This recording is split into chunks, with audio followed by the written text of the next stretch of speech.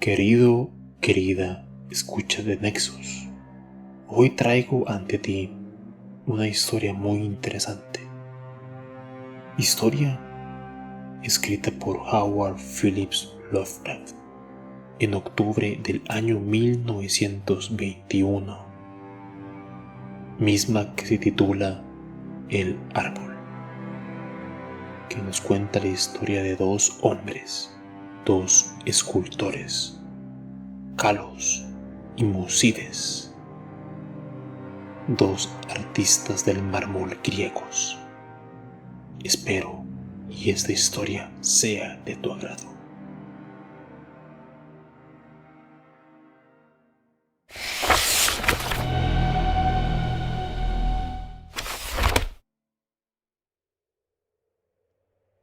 El árbol. En una ladera verdeante del monte Mainalus, en Arcadia, hay un olivar que rodea una villa en ruinas. Muy cerca existe una tumba, en otro tiempo tan hermosa como una casa. En un extremo de ese sepulcro, de modo que sus curiosas raíces desplazan los manchados bloques de mármol pentélico. Ahí crece un olivo, asombrosamente grande y de formas repugnantes, y se asemeja tan grotescamente a una figura humana o al cadáver contorsionado de un hombre que los campesinos temen pasar por allí de noche, cuando la luna ilumina débilmente sus ramas retorcidas. El monte Mainalus fue paraje predilecto del terrible Pan, que cuenta con muchos compañeros extraños, y los pastores sencillos creen que el árbol tiene alguna horrenda relación con los misteriosos Panichi. Pero un viejo colmenero que vive en una choza vecina me contó una historia muy distinta. Me decía que hace muchos años, cuando la villa de la ladera era nueva y esplendorosa, vivían en ella dos escultores, Kalos y Musides. Sus obras eran alabadas desde Lidia a Neápolis, y nadie se atrevía a decir que el uno aventajase al otro en habilidad artística. El Hermes de Kalos se alzaba en un santuario de Corinto, y la Pallas de Musides coronaba una columna de Atenas próxima al Partenón. Todos los hombres rendían homenaje a Kalos y Musides, y se maravillaban de que no hubiese ni una sombra de celos artísticos que enfriara el calor de su fraternal amistad. Pero, aunque Kalos y Musides vivían en imperturbable armonía, sus naturalezas no eran tan iguales. Mientras Musides disfrutaba por la noche entregándose a las diversiones urbanas de Tegea, Kalos prefería quedarse en casa. Entonces salía furtivamente a escondidas de sus esclavos y acudía al frío retiro del olivar. Allí, en el olivar, meditaba las visiones que llenaban su mente, y allí concebía las hermosas formas que luego inmortalizaba, trasladándolas al mármol. Los ociosos decían que Kalos conversaba con los espíritus del olivar, y que sus estatuas no eran sino imágenes de los faunos y de las dríadas que él veía allí, ya que nunca, pero pero nunca copiaba sus obras de ningún modelo vivo. Tan famosos eran Calos y Musides, que a nadie extrañó que el tirano de Siracusa les enviara emisarios para hablar de la costosa estatua de Tiché que había proyectado erigir en su ciudad. De enorme tamaño e ingenio debía de ser aquella obra, pues quería que fuese una maravilla para las naciones y una meta para los viajeros. Aquel cuya obra resultara elegida sería exaltado más allá de cuanto cabe imaginar, honor para el que Calos y Musides fueron invitados a competir. Su amor fraternal era bien conocido, y el astuto tirano supuso que cada uno, en vez de ocultar su obra al otro, le ofrecería ayuda y consejo, que este entendimiento produciría dos imágenes de inusitada belleza, y que aquella que destacase eclipsaría incluso los sueños de los poetas. Con alegría aceptaron los escultores la oferta del tirano, y durante los días siguientes sus esclavos oyeron el incesante golpear de los cinceles. Calos y Musides no se ocultaban sus obras, pero solo ellos las podían ver, salvo los suyos. Ningún par de ojos contemplaba las dos divinas figuras que los hábiles golpes liberaban de los toscos bloques que las habían tenido aprisionadas desde los orígenes del mundo.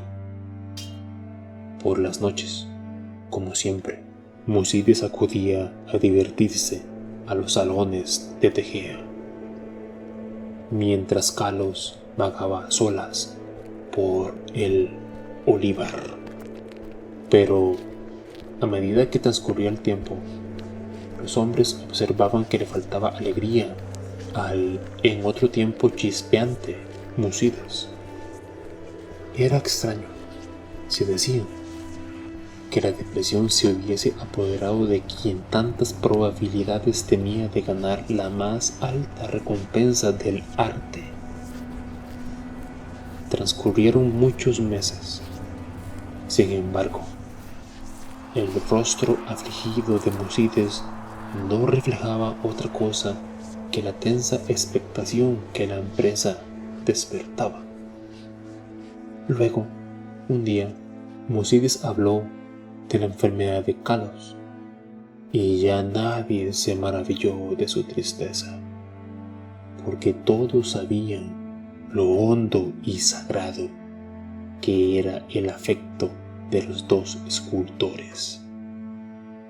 Así que muchos fueron a visitar a Calos y pudieron comprender la palidez de su rostro, pero también vieron en él una feliz serenidad que hacía su mirada más mágica que la mirada de Musides, el cual, devorado por esta ansiedad, apartaba a todos los esclavos en sus ansias por alimentar y cuidar al amigo con sus manos. Ocultas detrás de pesadas cortinas aguardaban las figuras inacabadas de Tiché, a las que apenas se acercaban ya el enfermo y el fiel compañero que le asistía. Y Calos, a pesar de que estaba inexplicablemente cada vez más débil, a pesar de los auxilios de los sorprendidos médicos y los cuidados de su amigo, pedía a menudo que le llevasen al olivar que él tanto amaba. Allí rogaba que le dejasen en soledad, como si deseara hablar a solas con los seres invisibles. Musides siempre complacía sus deseos, aunque sus ojos se llenaban visiblemente de lágrimas, viendo que Calos hacía más caso de los faunos y de las dríadas que de él. Por último, se acercó al final, y Calos empezó a hablar de cosas del más allá. Musides llorando, le prometió un sepulcro más hermoso que la tumba del propio Mausolo. Pero Kalos le rogó que no le hablase más de las glorias del mármol. Solo un deseo obsesionaba ahora el pensamiento del moribundo: que enterrasen junto a su sepulcro, cerca de su cabeza, unas ramitas de olivo del olivar. Y una noche, estando a solas en la oscuridad del olivar, murió Kalos. El sepulcro de mármol que el afligido Musides esculpió para su amigo del alma fue inefablemente hermoso. Nadie más que el propio Kalos habría podido emular sus bellos bajorrelieves, donde se reflejaba todos los esplendores del Eliseo. Pero no olvidó Musides enterrar junto a la cabeza de Kalos las ramas de olivo que su amigo le había pedido. Cuando el vivo dolor dio paso a la resignación, Musides volvió a trabajar con diligencia en su figura de Tiché. Todo el honor sería ahora de él, ya que el tirano de Siracusa no quería la obra más que de él o de Kalos. Su trabajo le permitía ahora dar libre curso a su emoción y trabajaba con más constancia cada día, y eludía las diversiones a las que antes solía entregarse. Entretanto, pasaba las noches junto a la tumba de su amigo,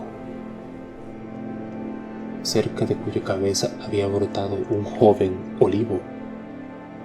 Tan rápido era el crecimiento de este árbol y tan extraña su forma que quienes lo contemplaban prorrumpían en exclamaciones de sorpresa, en cuanto Musides parecía producirle a la vez fascinación y temor.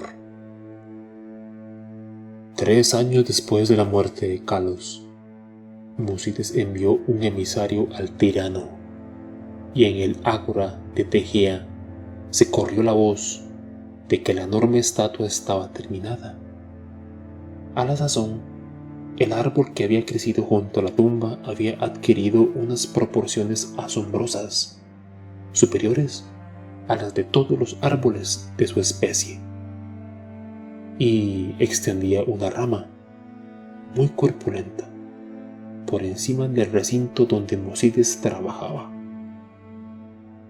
Como eran muchos los visitantes que acudían a contemplar el árbol prodigioso, así como a admirar el arte del escultor, Musides casi nunca estaba solo, pero no le importaba esta multitud de invitados.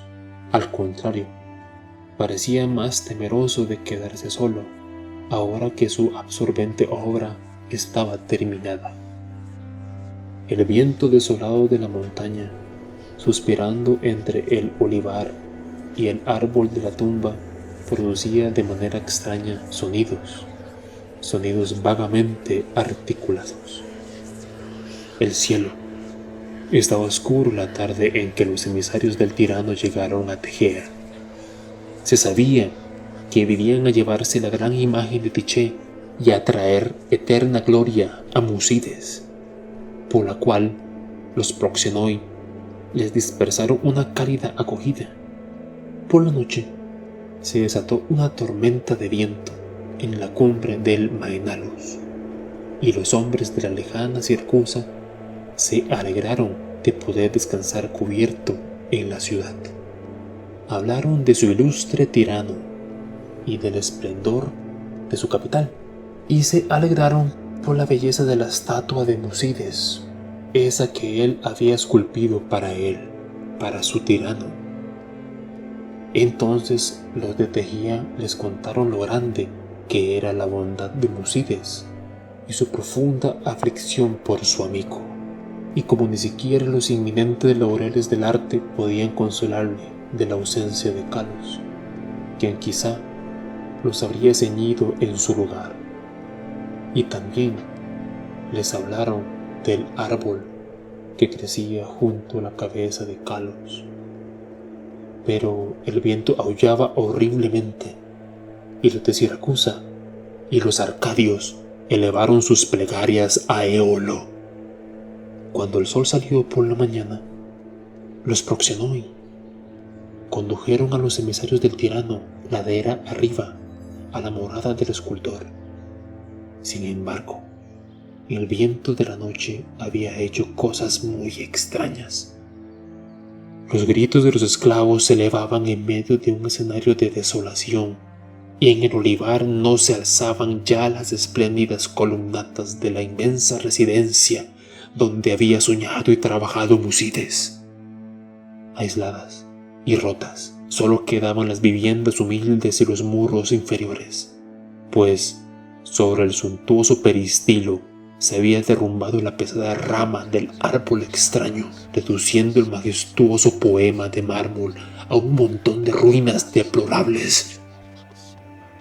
Los extranjeros y los tejeos se quedaron horrorizados y se volvieron hacia el árbol siniestro y gigantesco, cuya silueta parecía misteriosamente humana y cuyas raíces se hundían en el esculpido sepulcro de Kalos. Y el miedo y el espanto de todos aumentó cuando registraron el recinto derruido y no encontraron rastro alguno del bondadoso Musides y la maravillosamente modelada imagen de Tyché. En las tremendas ruinas solo reinaba el caos, y los representantes de ambas ciudades se vieron decepcionados.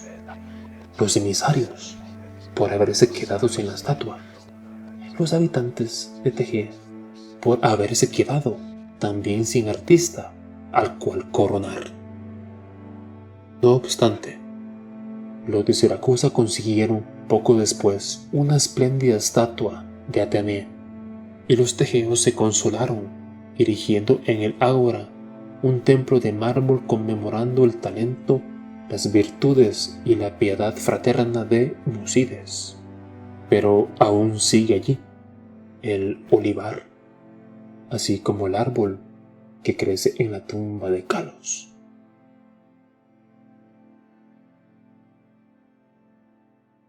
El viejo colmenero me ha contado que a veces las ramas de aquel árbol en el olivar susurran cuando sopla el viento por la noche, y repite una y otra vez: ¡Oiga!